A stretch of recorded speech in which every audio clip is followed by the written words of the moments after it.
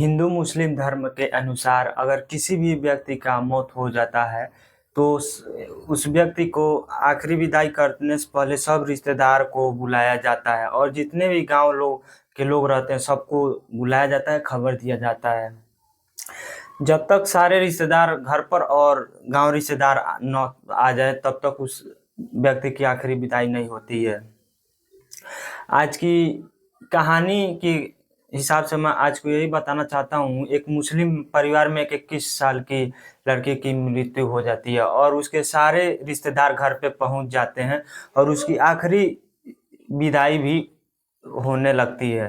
तो उसकी आखिरी विदाई होने तक तुरंत उसके पास पुलिस पहुंच जाती है और उसके परिजनों से पूछती है कि इस लड़की की मृत्यु कैसे हुई है। तो घर का परिजन, घर के लोग कहते हैं कि इसका कई दिन से तबीयत खराब था इसलिए इसका मृत्यु हो गया। हम इसका इलाज भी करा रहे थे लेकिन बदकिस्मती की वजह से अचानक इसका मौत हो गई।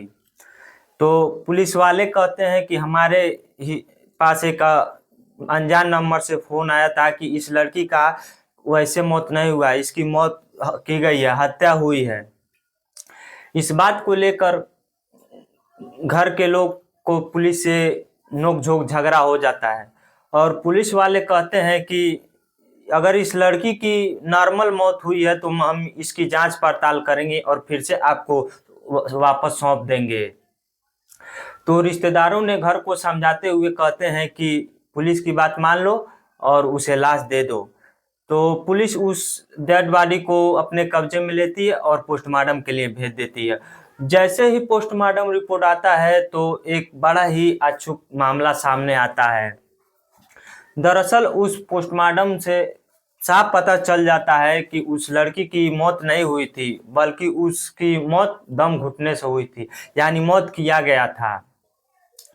और जब पुलिस इस केस का खुलासा करती है तो लोगों को पता चलता है कि हर किसी को पैरों तले जमीन खिसक जाती है, अचंभों में रह जाते हैं कि कैसे इसकी मौत हो गई।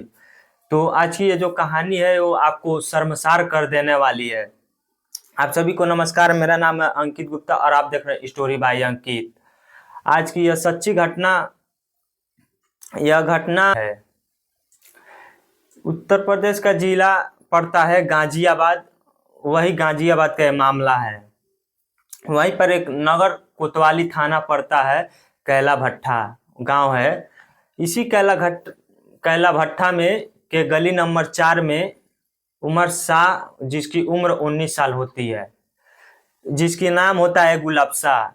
गुलबसा के सदस्य में 6 लोग होते हैं। गुलबसा के माँ का नाम शमशीरा होता है और पिता का नाम नन्हे खान होता है। और गुलबसा के 2 बड़े भाई, जिसका एक का नाम तौहीक और दूसरा का नाम है मोहित। और जो गुलबसा की छोटी बहन है, तो ऐसे की बात है। गुलबसा 12वीं क्लास की छात्र थी और वो अचानक 2 नवंबर की रात में गुलबसा की मौत हो जाती है अचानक।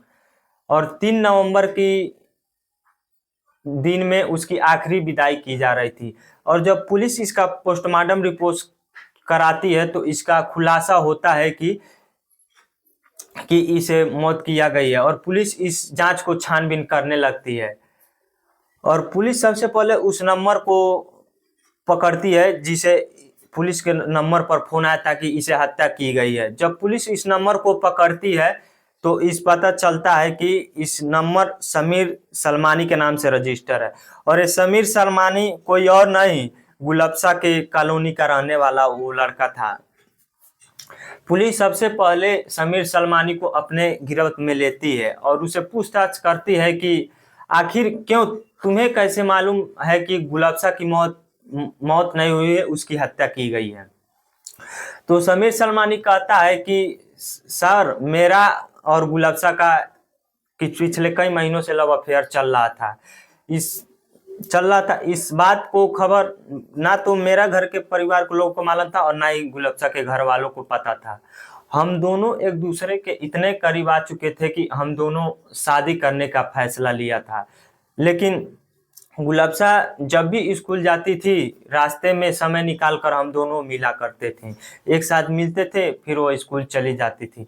लेकिन एक दिन वह जब गुलबसा स्कूल जा रही थी, तब वो डंक मारकर घूमने जा रहे थे, तो अचानक उस जो गुलबसा था उसका भाई तौफीक आ जाता है और तौफीक देख लेता है हम दोनों को।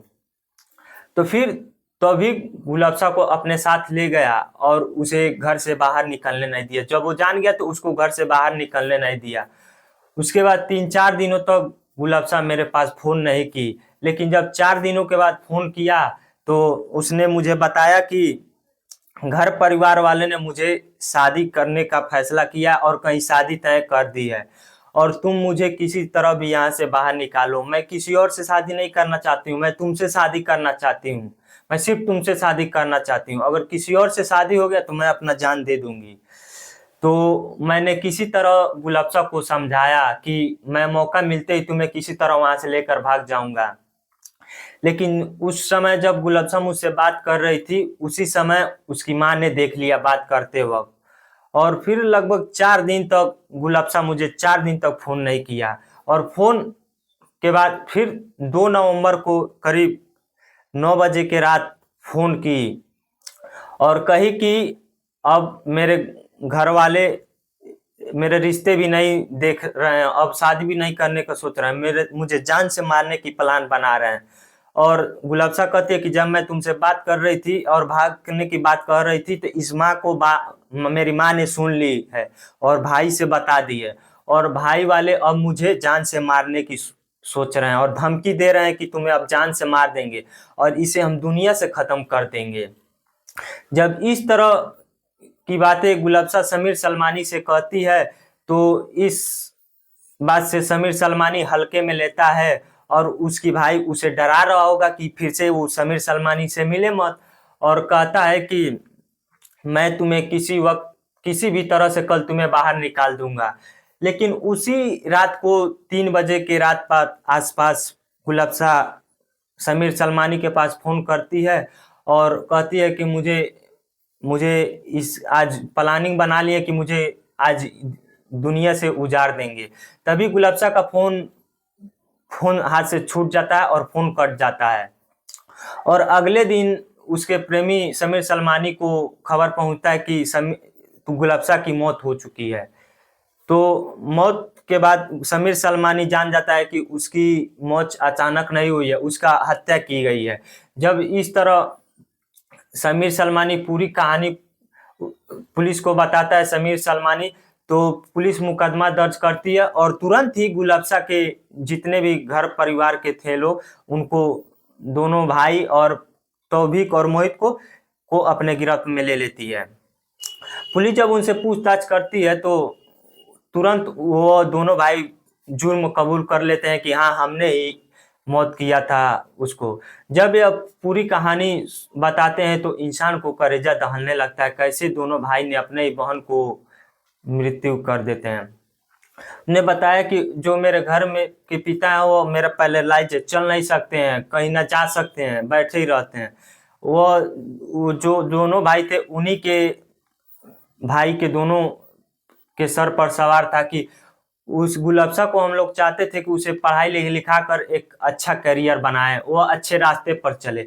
लेकिन गुलबसा इस प्यार के चक्कर में पड़ के वो पढ़ाई से पूरी दूर हो चुकी थी। जब हमें पता चला कि हमें समीर सलमानी से उसका अफेयर चल रहा था, तो हमने गुलबसा को बहुत समझाने की कोशिश की, लेकिन गुलबसा इस जिद पर अड़ चुकी थी कि वह किसी भी कीमत पर सिर्फ समीर सलमानी से शादी करेगी। वह उसके अंदर एक बैठ चुका था कि समीर सलमानी से शादी करेंगे।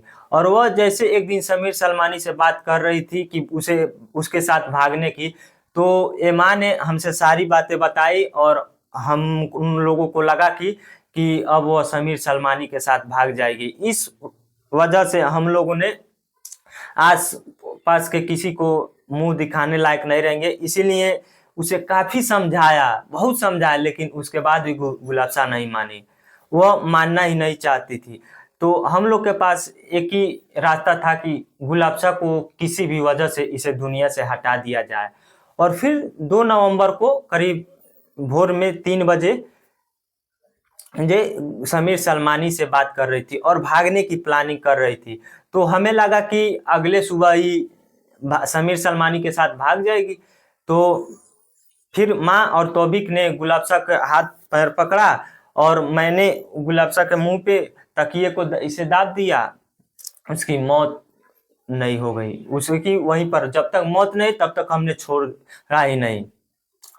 तो जब वो पूरी कहानी पुलिस को बताते हैं तो पुलिस उनके बड़े वजह से बड़ी धीरे दिमाग करके कि देखते हैं कि जरा सोचो कि तुम्हारी एक गलती की वजह से तुम्हारी बहन गुलाबशा हमेशा हमेशा के लिए दुनिया को छोड़कर चली गई और तुम तीनों को जेल हो गई और जिंदगी हमेशा के लिए बर्बाद हो गई। अब जरा सोचो तुम्हारे पैरालिसिस पिता का क्या होगा, तुम लोग सब जेल में हो गए और तुम्हारी छोटी बहन का क्या होगा, उन सबों को देख रेख कौन करेगा।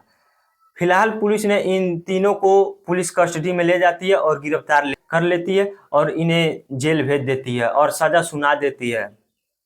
दोस्तों, इस कहानी से आप लोग को मैं यही सीख देना चाहता हूँ कि मैं किसी को गलत रास्ते पर नहीं चलना चाहता हूँ और चाहता हूँ अच्छे रास्ते पर चलें और ऐसी ऐसी कांडों को इसे देखकर सीख लें और ये सब मत करें।